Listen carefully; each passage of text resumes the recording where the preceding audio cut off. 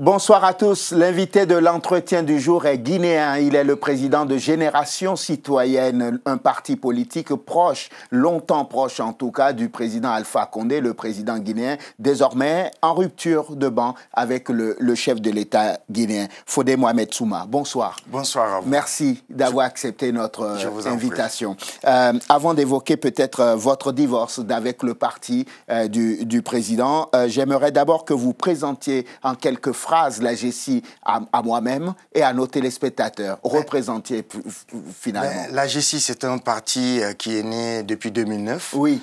Qui a participé à la première consultation présidentielle en 2010, ainsi qu'aux législatives. C'est un parti qui prône la rupture avec tout ce que nous avons connu par le passé, oui, et qui s'appuie sur la jeunesse, capitaliser aussi la diaspora, afin que nous puissions construire ce que nous avons appelé dans notre slogan « Un Guinéen nouveau dans une Guinée nouvelle ». Et je pense que c'est possible. Et donc, nous nous attelons à cette tâche. Très bien. Il y a quelques jours, votre pays a célébré en grande pompe les 60 ans de l'indépendance, n'est-ce pas? Absolument. Je m'y suis associé dans la mesure où une fête de l'indépendance, c'est une indépendance recouvrée, une souveraineté. Ça concerne tous les Guinéens, au-delà des clivages politiques, ethniques, religieuses. Et donc, nous avons tous, en symbiose, célébré cet événement. Parce que 60 ans, comme dirait l'autre, c'est l'âge de la maturité. Et quand vous regardez cet âge de la maturité, qui a été, selon vous, le meilleur président depuis ces 60 dernières années? Ben, je ne vais pas jouer à une forme de classification dans la mesure où après 60 ans... Il y en a forcément un qui ressort. Après 60 ans, nous nous cherchons. Après 60 ans, il y a encore... on a l'impression que c'est l'éternel recommencement. Mais si je devais parler d'un parmi tous, je dirais le général Lansana Conté, qui a libéralisé les ondes, qui a permis au pays de passer de la transition militaire, de la dictature à la démocratie. Donc je pense qu'il a posé des actes en ce sens, mais tous ont posé des actes. Le président, le chef de l'État Dadis Camara a réussi un début de gouvernance extraordinaire. Le pays, il y avait une normalisation généralisée. Le président Alpha Condé a commencé par une gouvernance orageuse et il s'est rattrapé vers la fin de son premier mandat. Et puis le premier président de la République a doté le pays d'industrie malgré tout ce qu'on peut lui reprocher. En tout cas, chacun a fait quelque chose pour son pays. On voit bien l'homme politique prudent et équilibriste qui ne veut fâcher personne. Non, vous savez, il faut être un opposant qui s'oppose à tout pour admettre qu'aucun n'a posé d'acte. Eh bien, même si j'estime que ces actes sont insuffisants à ce jour, ben, je leur dois vraiment cette honnêteté intellectuelle. Monsieur Souma, qu'avez-vous pensé de, allez, on va dire, des dépenses somptuaires qui ont entouré l'organisation de ces 60 ans, les chefs d'État qui sont venus, les manifestations incroyables, etc. Bien avant cette cérémonie, j'avais reproché au président, je lui avais en tout cas conseillé, comme il s'est succédé à lui-même, que la prestation de serment soit symbolique. Que ce soit une journée d'action civique, citoyenne, par exemple l'assainissement de la ville. Mais il y a eu les chefs d'État, il y a eu des dépenses inconsidérées. Et j'estime que quelqu'un qui se succède à lui-même pouvait nous faire l'économie de ces dépenses. Quant à ces 60 ans, j'estime sincèrement qu'on doit sortir de ce carcan de célébration somptueuse.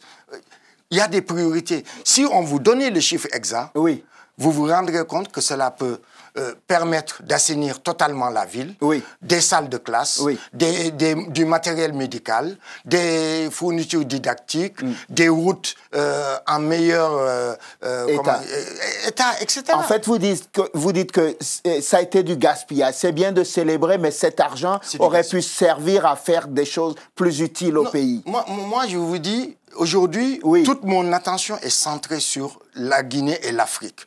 Nous devons éviter cette forme de mimétisme négatif. Aujourd'hui, la France a les moyens de célébrer. Faire un 14 juillet, même les États-Unis n'ont pas le moyen, on l'a refusé au président. Alors, donc, nous devons vraiment tourner le dos à ces festivités qui ne servent à rien, que nous pouvons utiliser sous forme journée de réflexion, journée de réconciliation, journée d'assainissement. En tout cas, des symboles. Je préfère les symboles à toutes ces dépenses qui ne servent à rien. Que des dépenses. À la veille de cette fête-là, le président Alpha Condé, votre chef d'État, avait accordé une interview à la chaîne francophone où il faisait un peu le bilan de ses 60 ans. Et il n'avait pas été tendre avec la France en particulier. Est-ce que vous avez partagé son point de vue? Ça, c'est une forme de malhonnêteté intellectuelle et d'ingratitude. Oui. Je ne dis pas que la France est blanche comme neige. Oui. Non, mais j'estime sincèrement qu'on ne peut pas mettre sous le dos de la France ces 60 ans de désespérance sociale, de gabegie, de corruption, de violence aveugle. Je suis désolé. La Guinée a pris son indépendance. Oui. Il y en a qui n'étaient pas d'accord, mais c'est un fait et c'est un acquis. C'est clair. Maintenant, il a mis à mal la posture présidentielle. Oui. J'estime que lorsque vous vous adressez à des gens, et vu par des millions de personnes, vous vous devez de garder une certaine attitude. Et j'estime qu'il a vraiment fait une entorse à la règle parce que la posture présidentielle a vraiment été mise à mal. Vous dénoncez la posture présidentielle, vous dénoncez la parole présidentielle qui ne se porte plus très bien en Guinée. Comment se fait-il qu'on arrive à un tel désamour avec un chef d'État avec lequel qu'on a supporté, soutenu lors de l'élection de 2015? C'est culturel, ça fait partie de notre ADN.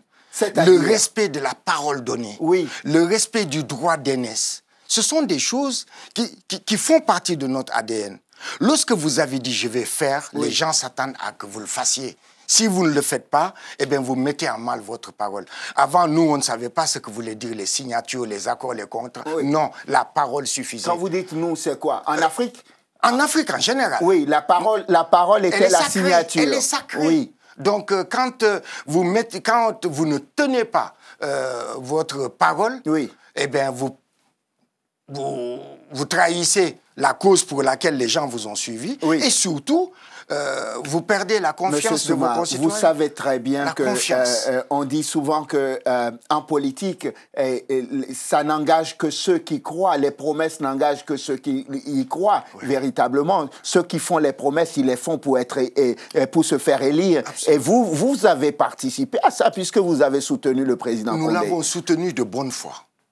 Il n'y a pas un Guinéen honnête qui ne va pas dire que la fin du premier mandat du président Alpha Condé était prometteuse. Je vous assure que la Guinée s'est bien portée en ce moment.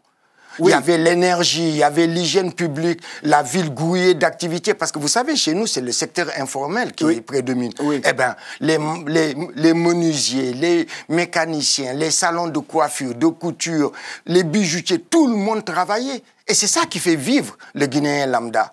Eh bien, ça, c'était positif. La ville était propre, c'était positif. Il y avait plus ces ruptures, parce que la Guinée, c'est le pays où il y avait le plus de ruptures. Vous pouvez vous lever le matin, on vous dit il n'y a plus de sucre. Vous vous levez le matin, on dit il n'y a plus d'essence. Eh bien, on n'a pas connu toutes ces choses pendant cette période.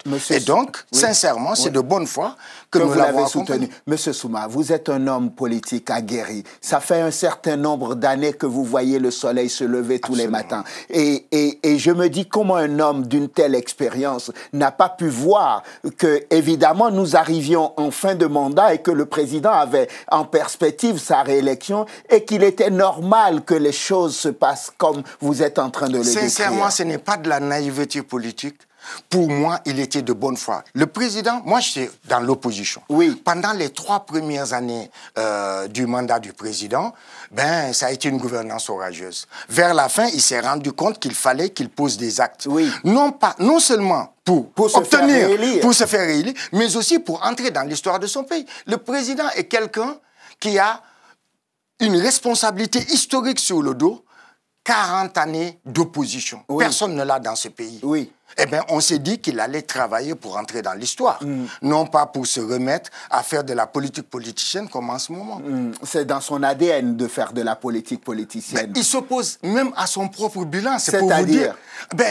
Quand vous l'entendez parler, vous avez l'impression que ce n'est pas le président de la République qui parle. Que c'est l'opposant qui continue de parler. Vous n'avez pas l'impression qu'il a plus de temps passé à la tête du pays que Obama en 2 mandats. Ça fait plus de 8 ans. Vous avez l'impression situation qu'il vient d'arriver, vous avez l'impression toujours c'est la faute aux autres. Et je crois que c'est un aveu d'impuissance de son échec et qui ne fera que s'aggraver parce que la situation socio-économique aujourd'hui est bloquée et donc c'est à lui de rectifier le tir. Et moi, tout mon propos, c'est de le pousser à rectifier le tir et non pas à tirer sur l'ambulance ou à l'enfoncer.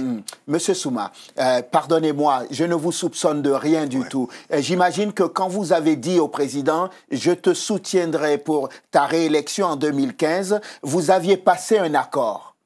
Non. Ne serait-ce qu'un accord verbal. Sincèrement, je vais vous dire, honnêtement... Oui, dites-moi. Moi, je suis entré en politique en fonds propres. Oui. J'ai dépensé des centaines de milliers d'euros de ma poche. Oui. Donc, ce n'est pas pour aller me livrer à de la prostitution politicienne. Aha. Donc, le premier candidat qu'on avait soutenu, c'est Loudalin Diallo.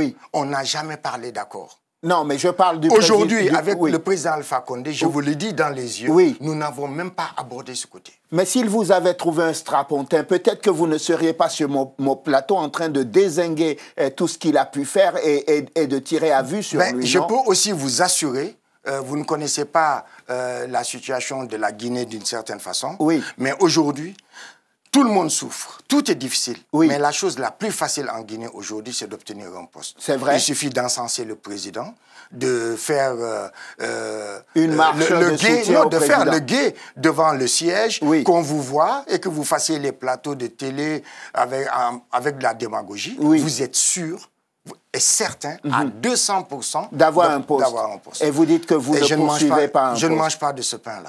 Je veux qu'on me prenne par rapport à mes qualités et mes compétences, mais pas pour que je serve un homme. Moi, je suis là pour servir la nation et la Guinée. Désormais, la GCI est où sur l'échiquier politique désormais? Dans l'opposition, frontale, républicaine, qu'est-ce qui se passe?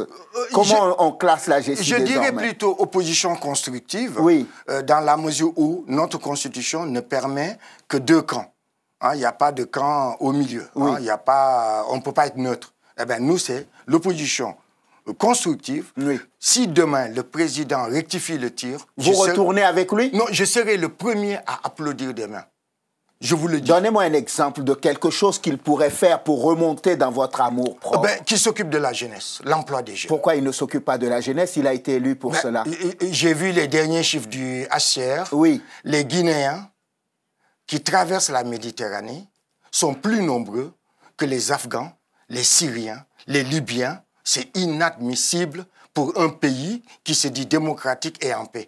Aujourd'hui, les jeunes pensent que l'avenir est ailleurs. Les jeunes sont désespérés, il n'y a plus d'espoir. Et donc aujourd'hui, moi, mon combat, c'est de fédérer ces jeunes qui sont majoritaires dans le pays afin qu'on change la donne. Aujourd'hui, la rupture, elle se passera par tuer le système actuel, mettre un terme à l'impunité et prendre les meilleurs fils et filles de ce pays pour qu'on puisse participer au décollage du pays. C'est possible parce que la Guinée a des potentialités, c'est une terre d'opportunités. Dieu nous a dotés de beaucoup de choses et nous avons une force de travail que nous n'utilisons pas. Pourquoi il y a eu l'esclavage? C'est parce qu'ils ne disposaient pas de cette force de travail. La colonisation, pareil. Nous, nous en disposons. Nous sommes incapables de la mettre à profit. Et donc, nous disons, cette force de travail, aujourd'hui, mérite que le président fasse une captation. Et à partir de là, je vous assure, je serai le premier à dire bravo, monsieur le président. Est-ce que vous avez eu l'occasion, puisque vous êtes un allié, vous aviez été pendant longtemps un allié, est-ce que vous avez eu l'occasion d'échanger, comme vous et moi, nous parlons là maintenant avec le chef de l'État, pour lui dire, monsieur le président, on va dans le mur, il faut qu'on fasse quelque chose, voici des idées que je mets à votre disposition, utilisez-moi si vous le voulez. Je vais contourner votre question en disant que durant notre campagne de soutien, nous avons donné des indications.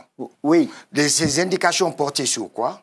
Portaient sur le projet que nous voulions qu'il présente et qu'il défende. Et donc, je puis vous assurer que sincèrement, le président, il nous a écoutés. Je l'ai accompagné durant la campagne. Nous avons été dans des endroits où, de l'avis même des populations, jamais un chef d'État en exercice n'avait mis les pieds. Il a tenu il a pris des engagements, il n'a pas tenu ses promesses. Et donc aujourd'hui, je ne vois pas pourquoi je continuerai à soutenir un homme en qui le peuple a cru. Parce que ce que le président Alpha Condé a réussi, et ce n'est pas de la fraude. Le président Alpha Condé a gagné au premier tour.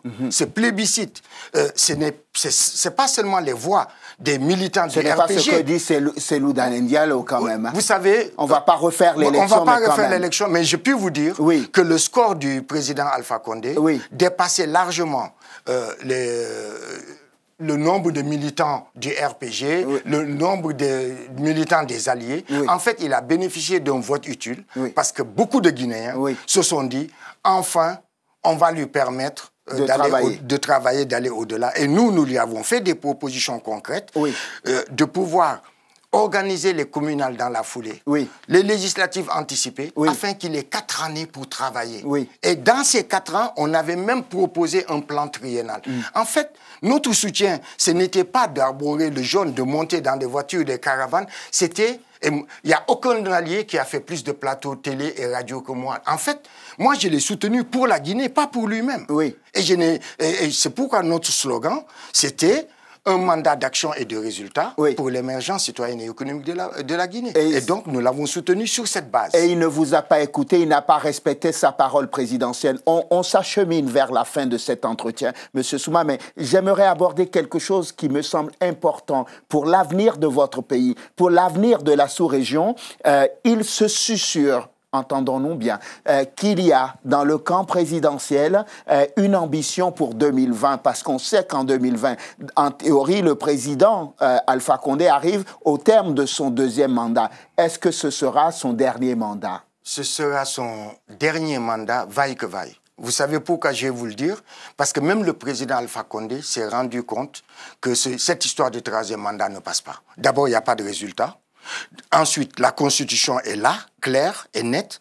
Et donc, aujourd'hui, il a changé son fusil d'épaule. Et sa nouvelle stratégie, c'est de jouer les prolongations. Retarder les échéances en cours. Ça fait 10 mois que nous n'en avons pas fini avec les communales qui ont été... Pourquoi vous n'en avez pas fini avec les communales? Jusqu'à présent, on n'a pas installé tous les conseillers, les maires... C'est le président qui doit s'occuper de ça. Il n'y a pas d'administration qui s'occupe de ça. Il y a sa main invisible derrière tout ça.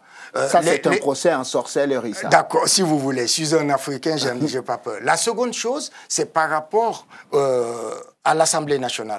Nous avons voté pour les députés il y a plus de 5 ans maintenant. Ils ont réussi à prolonger la date de quelques mois, mais nous savons qu'il n'y aura pas d'élection législative.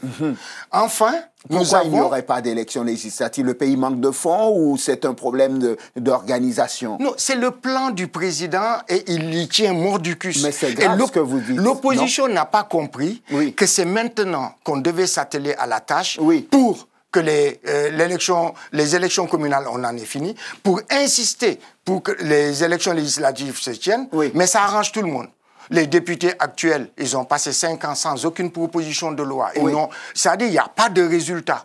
Et donc, ces gens-là savent qu'au moins 80% vont partir. Donc, ils veulent aussi jouer les prolongations. Le président Alpha sait que l'opposition a posé des conditions avant d'aller aux élections. Il faut...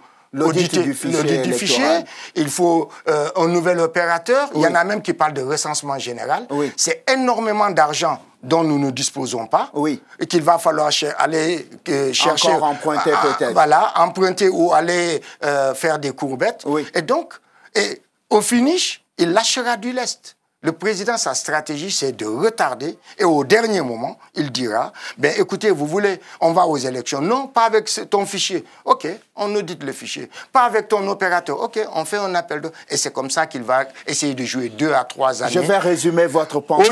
Au lieu de tenter le diable avec un 3e mandat dont il sait que ce serait peut-être... Ce serait même la signature de l'arrêt de son mandat actuel, aujourd'hui même s'il le déclare. Monsieur Souma, nous sommes dans un scénario incroyable. Vous êtes un homme politique de premier plan dans votre pays. Absolument. Et aujourd'hui, sur ce plateau en France, vous êtes en train de me dire que dans votre pays, le chef de l'État qui est à mi-mandat, à la tête de votre pays, a un plan caché de gouvernance et de maintien au pouvoir, histoire de faire traîner les choses. Mais dans quel intérêt? Mais vous savez, c'est ça le problème avec nos chefs d'État. C'est pourquoi moi, je plaide beaucoup pour un septennat unique. Ça, on n'a pas le temps de le développer. Parce que il y a toujours le départ qui est difficile. Il y a l'inconnu après le départ. Il y a aussi les casseroles qu'on a traînées qui peuvent être auditées.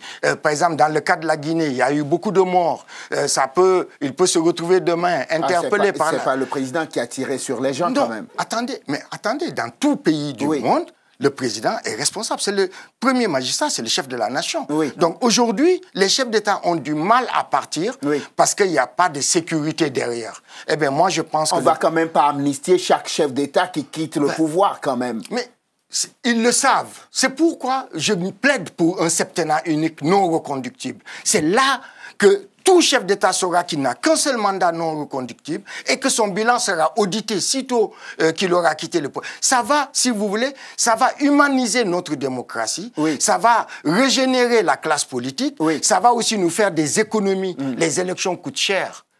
2 mandats, c'est moins efficace qu'un septennat. Donc ça, c'est un autre débat. Ça, c'est encore un autre débat. Mais je vous dis que sincèrement, le président Alpha Condé, on parle d'agenda caché. Aujourd'hui, en tout cas, il n'avait que 2 alternatives. Soit un 3e mandat ou jouer les prolongations. Il a choisi la voie des prolongations. Alors qu'il pouvait se mettre au travail dès sa réélection et entrer dans l'histoire dans son pays. On va conclure juste en une phrase. Je ne vous ai pas entendu sur l'incident de la Cour constitutionnelle dans votre pays. Est-ce que vous pensez que cette ambition cachée du président est aussi à la base de la destitution de l'ancien président de la Cour constitutionnelle et de la nomination à sa place d'un nouveau président? Non, je ne pense pas. J'estime simplement que c'est un décret unique, inadmissible, mais c'est un règlement de compte. Lorsque le président a été réélu, j'étais présent avec les autres chefs d'État. Et cet homme intègre, compétent, qui connaît la Guinée et le Guinéen, a osé dire que c'était son second et dernier mandat. Et je crois que le président a eu cette phrase à travers la gorge et attendait un moment pour le destituer. Parce qu'il faut que le président Alpha Condé sache que ce n'est pas une personne qui peut l'empêcher de faire son 3e mandat, c'est tout le peuple. Très bien. On suivra avec beaucoup d'attention le développement politique dans votre pays. Fodé Mohamed Souma, merci infiniment. Je rappelle que vous êtes président de la Génération citoyenne, un parti politique longtemps allié donc du président Alpha Condé, qui désormais est hors de la majorité présidentielle. C'est ça, hein? Merci infiniment d'être venu dans l'entretien du jour. Merci à vous de nous avoir suivis. Je vous souhaite de passer une excellente suite de programmes. Évidemment, sur Télé Sud, on se retrouve demain pour un nouveau numéro de l'entretien du jour. D'ici là, portez-vous bien. À demain.